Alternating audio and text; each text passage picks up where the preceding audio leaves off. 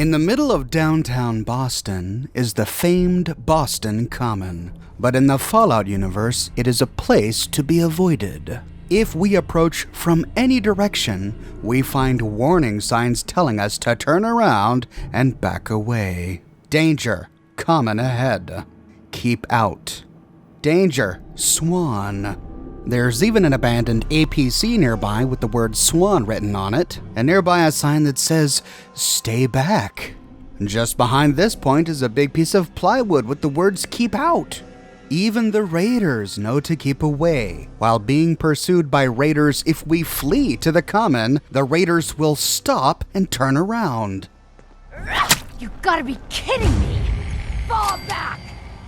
Sometimes as they flee, they'll yell, I'll let the Swan take care of you. But what is this Swan? What are they all talking about?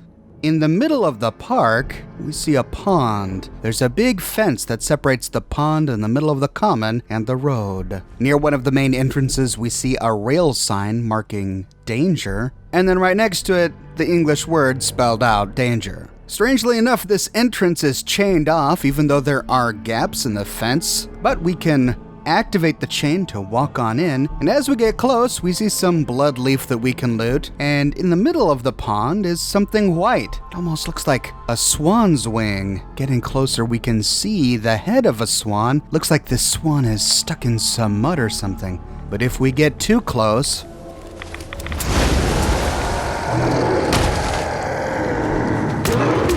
a unique super mutant behemoth emerges from the water, screaming his own name, Swan. He has strapped fragments of a plastic or wooden swan to his body, using it as a sort of armor. He wields a giant anchor as a weapon, and he throws stones. The reason Swan is one of the most difficult bosses in the game is because we stumble upon him so early. We likely first come to the Boston Common when doing the quest Unlikely Valentine to find and rescue Nick Valentine, which is a quest we get really early in the game. We could be level 5 or 6 when we get here. Even at higher levels, if not wearing appropriate armor, or without very powerful weapons, he can still be a challenge. He can one-shot you when he throws his stones at you, and if you try to flee, he can close distance quickly by doing a charge. I tried to kill him a number of ways with my assassin character.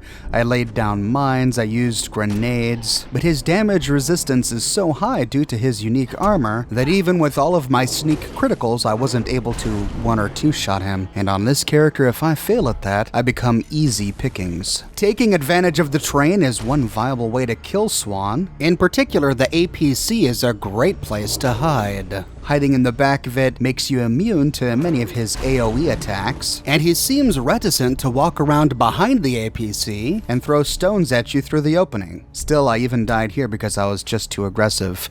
I finally only succeeded by resorting to a slew of chems, refreshing beverages, and just meleeing him down. However, in the course of the battle, there comes a point where he stomps on the ground, which interrupts my attack so frequently that I just couldn't do melee anymore. In that situation, I was able to finally pull out my 2-shot rifle and finish him off.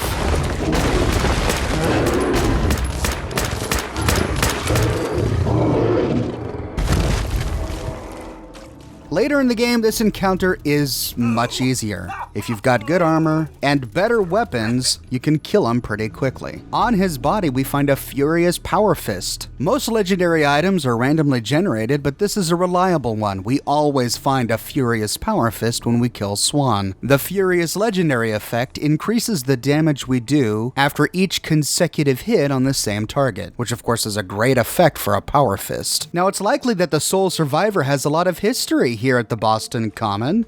This is alluded to if we try to visit the place with Codsworth in our party. The Boston Public Garden. And some of the swan boats are still intact.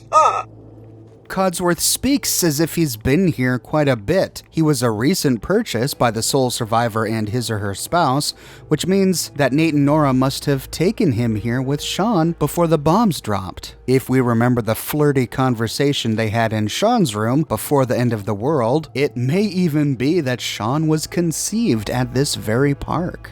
But in 2287, the Boylston Common is a very different place. Because of the behemoth Swan, more than anything, it's a graveyard. Heading to the southeast corner of the common, we find the corpse of a man named Mikhail lying on the sidewalk. On his body is a torn letter.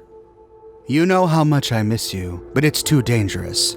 If you stay in Diamond City, at least I know you're safe. But if your mind's really made up, then be careful.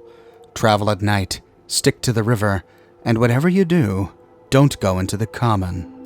It sounds like there was a woman out there who really loved Mikhail here. They wrote letters to keep in touch, and he wanted to visit, but she thought it was too dangerous. But how did he get here? She even warned him in her letter that he needed to steer clear of the common. How could he be so reckless to come here anyway? I think it's clear that he met his death at the hands of Swan. Just north of Mikhail's body, we find a large fountain. On the ground behind the statue, we find yet another railroad rail sign denoting danger, in case we haven't seen the other ones, and all of the other graffiti saying danger, keep out, all over the place. And on the ground in front of the fountain is a marker designating the beginning of the Freedom Trail. We see graffiti on this marker, painted in red, the number 7 pointing at the letter A. 7 and A. Some sort of code. As the sole survivor says, this is part of a code we need to access the railroad's secret headquarters. This is alluded to in the message spray painted on a piece of plywood next to the statue. At journey's end, follow Freedom's lantern. Nearby, we find a Protectron and a Protectron charging dock. As we get close, the Protectron walks on out and we can chat with it.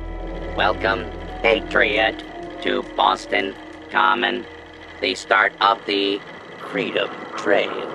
Feast your ears and learn more about the historic Freedom Trail, and learn the history of Boylston Common. You're a tour guide? Error. Response not recognized. I'm interested in the history of this place. Let us go back hundreds of years. It is the year 1775. For 7 years, thousands of British soldiers have camped on this very soil in their orderly rows of tents, led by General Thomas Gage. They seek to quell the growing tide of revolution the night of April 17. The officers are assembled, General Gage. 4 days prior, I received word from the Earl of Dartmouth. We have our orders. Lieutenant Colonel Smith, gather 21 companies of our best men and carry them with the utmost expedition and secrecy to Concord. Once there, you will seize and destroy all artillery, ammunition, provisions, tents, small arms, and all military stores. But what of the colonists, General? Take care that the soldiers do not plunder the inhabitants or hurt private property. But we can and must defang them.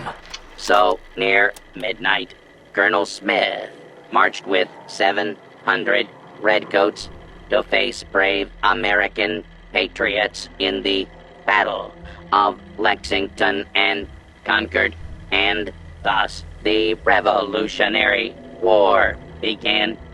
Continue on the trail to walk through more of our great city's history. Tell me about the Freedom Trail. Starting here at Boylston Common, follow the red path as it winds its way through our great city's streets. Markers on the trail are placed at many famous historic sites. See Paul Revere's house, the Old North Church, the Old State House, Bunker Hill, and many more. Another pre-war robot seemingly blissfully unaware that the bombs have dropped. And how is it that this thing works 200 years after the bombs have dropped? How did Swan not destroy it? After chatting with the robot once, he goes back to his charging dock. We see a button nearby that says, "Tell me more." But if we click it, nothing happens. We find a plaque on the fence nearby. Established in 1634, Boylston Common started as a communal grazing ground for cattle until it was made a public park, the oldest in the country. In the year before the Revolutionary War, 1,000 redcoats camped on the Common. The redcoat brigades that marched on Lexington and Concord departed this very ground. There are many interesting locations in the Common, one of which is the Park Street Metro Station. This leads to Vault 114, where we find Nick Valentine. I covered the story of this place and the vault within in a dedicated video, which you can watch here. The little path through the park then turns northwest. Here we find a gazebo and inside a bunch of toxic waste barrels. Standing in this gazebo, we get extremely high doses of radiation, which can become lethal in just a matter of seconds. I forgot my hazmat suit at home, so I was forced to drink a bunch of refreshing beverages just to survive. Here we find the skeleton of a man who likely succumbed to the radiation, and on the ground next to his body is a copy of Grognak the Barbarian. Enter Mala, War Maiden of Mars. Critical hits with unarmed and melee attacks permanently do 5% more damage. Nearby, lying on top of one of these toxic barrels, is a note. Now there is a glitch, and it's happened on every playthrough I've ever done of this game. You can't actually select the note. The only way to get it is to use console commands to move it or to knock over the barrel and hope it doesn't clip through the ground. But if you manage to access this note and read it, we see that it's called Raider's Advice. Still think you boys are out of your mind. You want to know how I do it? Head around to the north side and rush the bandstand. Be quick, and you might be able to get some defenses up before he notices you. If you can hole up in there, you might just have enough cover to outlast him. Whatever you do, don't go in the pond.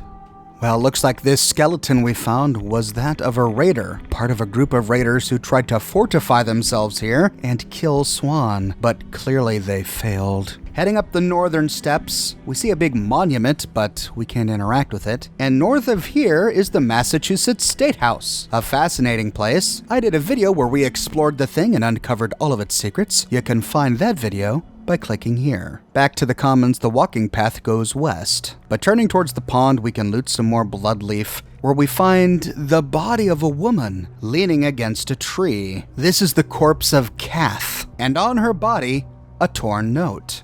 It's no joke, Kath. He's out there. I seen him. Tore Davy's head clean off. Boy never even got his gun out. Give it up. Girl like you's got a future with us. Don't throw it all away on some fool dare.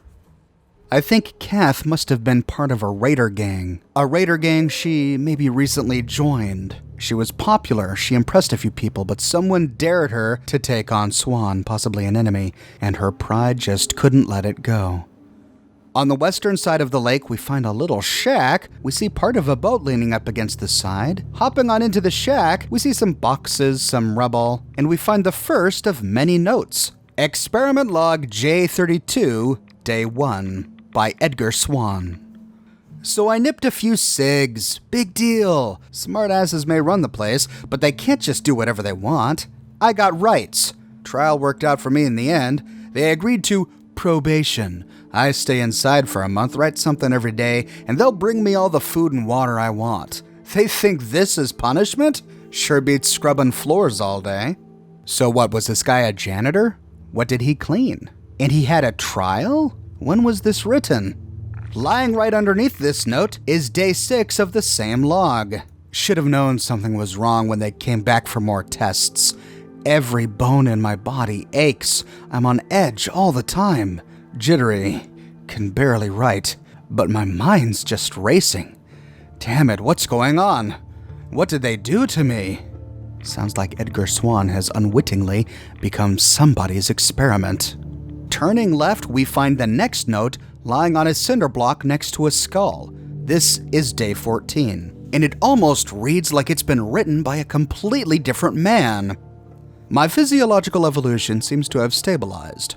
The medical team says my muscle mass has more than tripled since the experiment began, and my neural efficiency has improved markedly. This particular strain of modified FEV has been a remarkable success. I appear to have received all of the anticipated benefits without the typical adverse effects. My application to join the research team is awaiting the director's approval. Although further tests may be in order, I hope to be able to assist with my own experiment in the coming days. This one note gives us so many answers. Edgar Swan was a janitor inside the Institute. After he stole cigarettes, the Institute responded by putting him on trial and making him part of their experiments. They then injected him with FEV, the forced evolutionary virus, the virus that made all supermutants. Lying on a nearby mattress, which must have been Swan's, we find Swan's note. You are Swan. This is a strikingly different note from the one we just read. Could they have been made by the same person? If they had, then something horrible must have happened with this experiment. We get our answer when we discover Swan's final log. Lying on the ground next to an end-of-dungeon steamer trunk, we find day 21. Seizures continue. After the second one this morning, I was ordered back to the observation lab for further study. My prognosis is poor. I made the discovery myself. The viral strain I was infected with is fundamentally unstable. My mental capacity peaked 2 days ago and has begun rapidly deteriorating. The seizures are just the beginning. Will they reject me like all the others? We learned that they did. As the Institute did with all other supermutants that they created, when they were done with their experiment, instead of disposing of the mutant, they released Swan into the Commonwealth. All supermutants in the Commonwealth are here because of the Institute. Swan found his way here and made the Boylston Common his home. We know that supermutant behemoths are some of the oldest mutants out there. We get more clues that this event happened a very long time ago in his notes. He said that he was supposed to be scrubbing the floors, but we know that in the Institute, that work is all done by synths. Does that mean Edgar Swan was a synth? Well, no, I don't think so. I covered this topic in my video on the FEV lab that we find in the Institute, which you can watch by clicking here, but we learned from the terminals there that the Institute only experimented with FEV as a way to create the perfect human. They then abandoned working with FEV after the success of the third-generation synth program. Humans in the Institute no longer do manual labor like mopping floors. That's all done by synths. Now, this must have happened over 100 years ago. Edgar Swan was a human janitor. They injected him with FEV. The experiment failed. They released him to the Commonwealth, where he grew and grew and grew until he became a supermutant behemoth. He found his way to Boylston Common, where he saw the Swan boats, and with his mind so confused by FEV, he began to identify by these Swan fragments. His last name was already Swan. In his mind, he and these Swans merged. He was no longer Edgar. He was only Swan. We see one of the boats as they were before the war, with the Swan still intact at the back of the boat. Inside, we find a holotape, groundskeeper's log.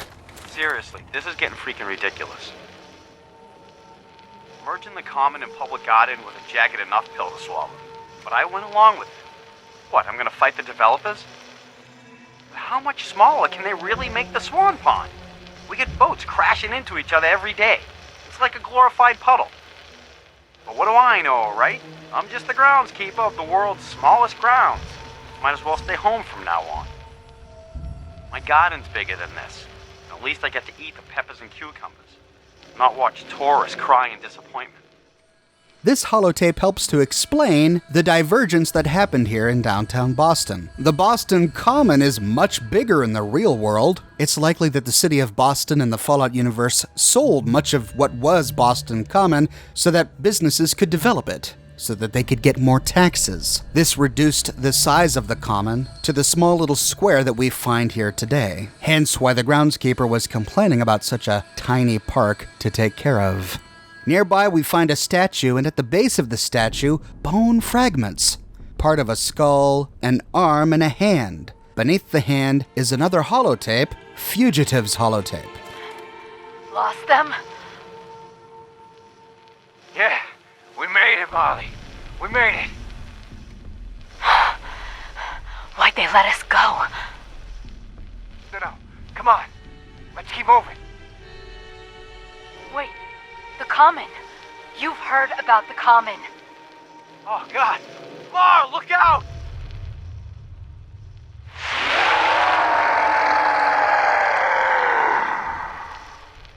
Well, I think it's clear what happened to these poor people, and I think the subtitles here are wrong. They say that the people speaking were generic raiders, but the name of the holotape is Fugitives Holotape.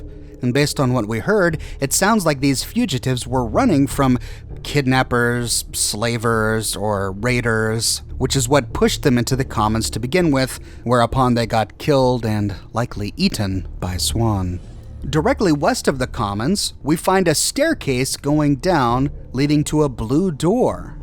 This brings us to the Prost bar. The Prost bar is an Easter egg. The interior of this bar is set up to mimic the interior of the iconic television bar called Cheers, from the sitcom Cheers. It has the same layout with this huge wraparound bar in the middle of the building.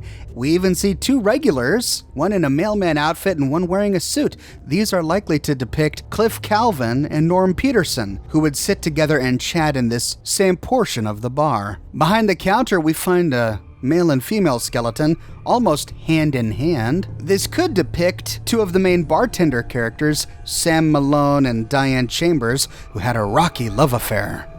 In the back, we find the manager's office, and on the table are a bunch of baseball grenades. This may allude to the former employment history of the main character, played by Ted Danson, who used to be a relief pitcher for the Boston Red Sox. In the back of the room, we can unlock a novice-locked floor safe, and it's here where we find a master-locked end-of-dungeon steamer trunk. In the back of the bar, we find a billiards room with balls and beer still laid out at the table. Looks like friends were in the middle of a game when the bombs dropped. The name of this bar is the final clincher that this is a Cheers reference, because Prost is the German word for cheers. Back outside and turning right, we can continue around the square, past the APC we hid in earlier when fighting Swan. Turning left, we can walk east, and this completes our tour of the Commons. The last thing to note is that if we turn right, we see a red door to the south. This leads to the Boylston Club. I covered the Boylston Club in its own dedicated video, which you can watch here. But the Boylston Club is an interesting snapshot into the minds of pre-war people and how the rich and famous chose to deal with the end of the world. I'll go ahead and link to all of the videos I referenced in this one in the description below. And that is the full story of the Boston Common and of Edgar Swan. I think the story of Swan is a tragic one, and this is one of the major atrocities that the Institute is incontrovertibly responsible for, that I believe is one of the strongest arguments against the idea that the Institute is the best hope for humanity. Not only did the Institute destroy the life of Edgar Swan, but how many people did Edgar Swan kill as Swan? How many did he kill and simply consume? We may never know. But what are your thoughts on the Common and Swan? Was it a challenging battle to fight Swan at such a young level, or did you wait until a higher level to finally defeat Edgar Swan? Let me know your thoughts in the comments section below. I've got a brand new shirt in the shop, folks. Build mass with sass. This one is for fans of Sunset Sarsaparilla, everyone's favorite soda pop beverage from Fallout New Vegas. You can find the design in a variety of different shirt styles, on mugs, and in a wide range of colors. I've got a link to the shop in the description below, or you can click here. Thanks for watching, folks. I produce a new Fallout video 6 days a week on a wide range of topics spanning all of the games. If you want to make sure that you don't miss what I have for you tomorrow, be sure to subscribe and to click that bell notification button. And if you like what I do and you want to support me in a more personal way, consider becoming one of my patrons on Patreon. But more than anything, I'm just so glad you're here watching this video with me today. Thank you so much for watching, and I'll see you tomorrow morning, bright and early, with a brand new video.